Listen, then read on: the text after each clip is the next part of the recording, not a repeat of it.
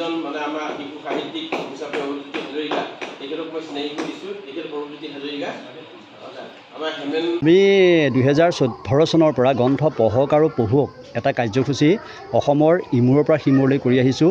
বিশেষকৈ উঠি অহা প্ৰজন্মক গ্ৰন্থৰ প্ৰতি আকৃষ্ট কৰিবৰ কাৰণে আমি স্কুলে স্কুলে হওক বা আমি নৈপৰীয়া অঞ্চল হওক বা মজদুৰ অঞ্চল হওক বা বিভিন্ন সংখ্যালঘু এলেকাতো আমি এই কাৰ্যসূচী কৰিছোঁ। এইটোৰ বাবেই যে সকলোৱে কৈ থাকে গ্ৰন্থ পঢ়াৰ প্ৰতি ছাত্ৰ ছাত্ৰীসকলৰ আগ্ৰহ কমি গৈছে। এই আগ্ৰহ আচলতে ছাত্ৰ ছাত্ৰীসকলে কৰা নাই, এই ছাত্ৰ ছাত্ৰীসকলক কৰাইছে বিভিন্ন ধৰণৰ মাধ্যমেৰে। যেনেকৈ যদি মোবাইলে যদি সেই ছাত্ৰ ছাত্ৰীসকলক বাধাৰ সৃষ্টি কৰিছে, আৰু ঠিক সেইদৰে সামাজিকভাৱেও কিছুমান ক্ষেত্ৰত বাধাৰ সৃষ্টি কৰিছে। সেইবিলাক আজি আমাৰ সৌভাগ্যৰ দিন যে আমাৰ বিদ্যালয়ৰ মাজলৈ হঠাতে এটা ভাল মহান উদ্দেশ্য, সেই উদ্দেশ্য এটা লৈ আমাৰ বিদ্যালয়ৰ মাজলৈ আহিছে। আপোনালোকে গম পাইছে চাগে কি কাৰণে তেওঁলোক আহিছে। তেওঁলোকৰ যিটো উদ্দেশ্য, সেই উদ্দেশ্যটো অতি যোৰহাট জিলাৰ টিয়ক পৰ্বতীয়া গাঁৱৰ নিবাসী অৰুণজ্যোতি হাজৰিকাই 1993 চনৰ পৰাই সাহিত্য ক্ষেত্ৰত জিলিকি আছে। 1993 চনৰ পৰাই তেওঁ প্ৰথম কবিতা প্ৰকাশ হৈছিল জোনবেলি তৰা নামৰ এটা শিশু কবিতা। তাৰ পাছত তেওঁ ধাৰাবাহিকভাৱে সাহিত্য চৰ্চা কৰি আছে। তেওঁ প্ৰথম কাব্য সংকলন হ'ল বৰুৱা চাৰিআলি আহঁতজোপাত যেতিয়া বেলিত লুকাই। এইখন গুৱাহাটী প্ৰেছ ক্লাবত উন্মোচন কৰিছিল বিশিষ্ট কবি দেৱপ্ৰসাদ তালুকদাৰ আৰু ডিব্ৰুগড়ৰ বিশিষ্ট ব্যক্তি গুণাভিৰাম বৰুৱা ডাঙৰীয়াই। তাৰ পাছত দ্বিতীয়খন কাব্য সংকলন হ'ল জাজিমুখত কেতিয়াবা জোনাক নামেৰে। এইখন যোৰহাট জিলা সাহিত্য সভাই প্ৰকাশ কৰিছিল। 3 নম্বৰখন হ'ল ৰহিমলা ঢেঁকীৰ চাপত হৃদয় কপেনে। এইখন সদৌ অসম কবি সন্মিলনে প্ৰকাশ কৰিছিল। এইখন তেখেতৰ তৃতীয় কাব্য সংকলন। এই আছে এই নাই, এইখন গুৱাহাটীৰ 7 ভনী প্ৰকাশনে কৰিছিল। আপুনি কেনে আছে, এইখন কাব্য সংকলন প্ৰকাশ কৰিছিল পাঞ্চজন্য, গুৱাহাটীৰ পাঞ্চজন্য প্ৰকাশনে। গুৱাহাটীৰ প্ৰতিশ্ৰুতি প্ৰকাশনে কৰিছিল নিষিদ্ধ চিঞৰ অন্যান্য এই কাব্য সংকলন। আবেলি বৰষুণ কৰিছিল গুৱাহাটীৰ এটা প্ৰকাশন গোষ্ঠীয়ে। তাৰপিছত প্লাষ্টিকৰ পৃথিৱী, এইখন এখন কাব্য সংকলন প্ৰকাশ কৰিছিল। পাক লগা কথা নলবাৰীৰ সেউজী সেউজী প্ৰকাশনে প্ৰকাশ কৰা এখন কাব্য সংকলন। মুঠতে এতিয়ালৈকে তেখেতৰ 9খন কাব্য সংকলন প্ৰকাশ হৈছে। সমান্তৰালভাৱে তেখেতে প্ৰবন্ধৰ ক্ষেত্ৰতো হাত দিছিল। গুৱাহাটীৰ বিশাল প্ৰকাশনে প্ৰকাশ কৰা প্ৰথম প্ৰবন্ধ সংকলন আছিল বৈষয়িক দ্বাৰাইট চিলেকশ্যন। এইখন তেখেতৰ প্ৰথম প্ৰবন্ধ সংকলন। তাৰপিছত প্ৰকাশ হৈছিল সাহিত্য সন্ধানা। এই প্ৰবন্ধ সংকলন কেৱল শিশুৰ বাবে এইখন প্ৰকাশ হৈছিল। প্ৰকাশ হৈছিল সপোনৰ অসমৰ বাস্তৱ চিন্তা।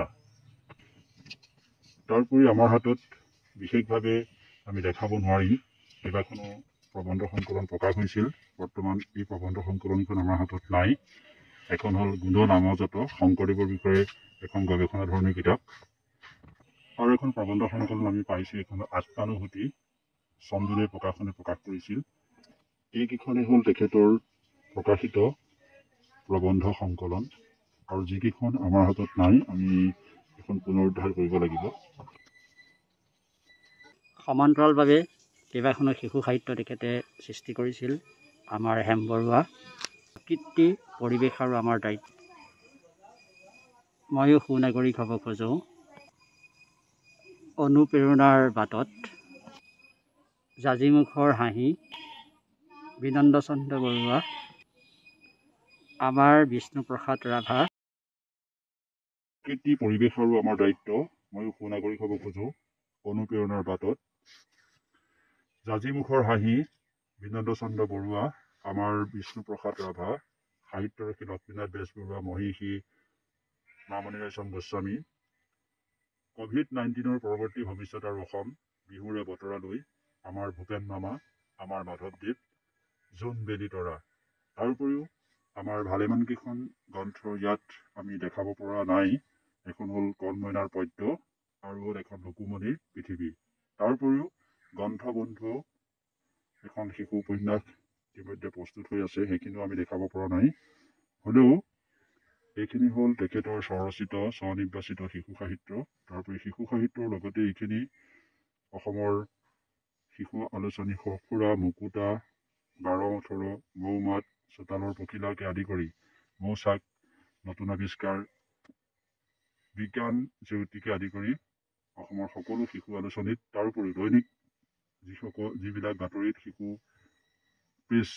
পেজ থাকে, সেই শিশু পেজবিলাকতো এই তেখেতৰ লেখা নিয়মীয়াভাৱে প্ৰকাশ হৈ থাকে। তাৰোপৰি সম্পাদনা সাহিত্যৰ ক্ষেত্ৰলৈ যদি যোৱা যায়, এতিয়ালৈকে বহুত আলোচনী সম্পাদনা হৈছে। এই গোটেই সম্পাদনা কৰা আলোচনীখিনি হয়তো মজুত নাই। তাৰ ভিতৰত আমি দেখাইছোঁ দিছৈকোষ, দীপাধাৰা, সুধাকৰম, চন্দ্ৰোদয়ৰ নিৰ্বাচিত গল্প, চন্দ্ৰোদয়ৰ নিৰ্বাচিত টিয়কীয়া কবিতা, ভোগদৈ, প্ৰতীতি আৰু দৈনিক জনভূমিৰ শনিবৰীয়া সাহিত্য পৃষ্ঠাত সম্পাদিত কবিতা। এইকেইখন হ'ল তেখেতৰ সম্পাদনাত প্ৰকাশিত কিছু সম্পাদিত কিতাপ। তাৰপৰি বহু গ্ৰন্থৰ সম্পাদন হৈছে, সকলো ইয়াত সম্পাদিত গ্ৰন্থ আমাৰ হাতত মজুত নাই। সহযোগী সম্পাদনাৰ ক্ষেত্ৰতো বহুত সহযোগী সম্পাদনাৰ কিতাপ আছে। চন্দ্ৰোদয় আছিলে, অসমলৈ আমি দেখাইছোঁ। তাৰ বহুত কিতাপৰ সহযোগী সম্পাদনৰ দায়িত্বত আছিল। এই গ্ৰন্থবিলাক সকলো গ্ৰন্থ আমি দেখাব পৰা নাযাব। অৰূপজ্যোতি হাজৰিকাৰ সম্পাদনাত টিয়কৰ পৰা একমাত্ৰ কাব্য সংকলন কেৱল কবিতা সম্পৰ্কীয় আলোচনী শিকলি ধাৰাবাহিকভাৱে প্ৰকাশ হৈ আছে।